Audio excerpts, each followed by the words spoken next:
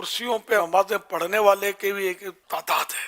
اول تو یہ کہ جو سجدہ حقیقی پر قادر نہیں، جو سجدہ پروپر ہم کرتے ہیں زمین پر سر رکھ کر، تو وہ نہیں کر سکتا. کوئی تکلیف ہے کہ وہ جھک ہی نہیں سکتا، یا کرتا ہے تو تکلیف ہوتی ہے اس کو زیادہ، اس طرح کا عذر ہے تو نہیں کر پا رہا.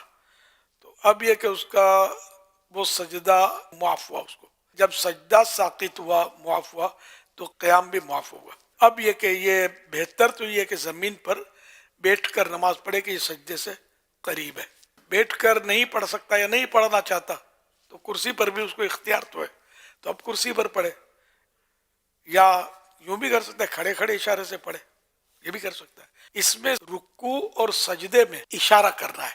اشارے میں یہ کہ رکوع کا جتنا اشارہ کیا نا، اس سے زیادہ سجدے کا اشارہ ضروری ہے.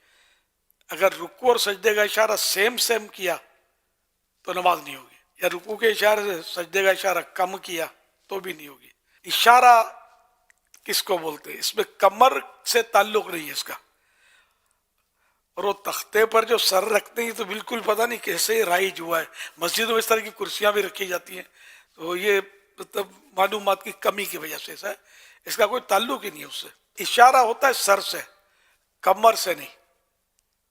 تو سر سے ہی کہ جیسے اب وہ نماز پڑھ رہا ہے، اب رکوع کرنا ہے، ہاتھ کھول کر رانوں پر رکھ لیے رکوع کے لیے، اور اب تھوڑا سا جھک کے اب سبحان ربی العظیم 3 بار 5 بار جو کہنا ہے وہ کہہ لیا. اب سمع اللہ لمن حمدہ ربنا ولک الحمد یہ کہہ لیا. اب سجدہ کرنا ہے تو رکوع سے زیادہ جھکنا ہے.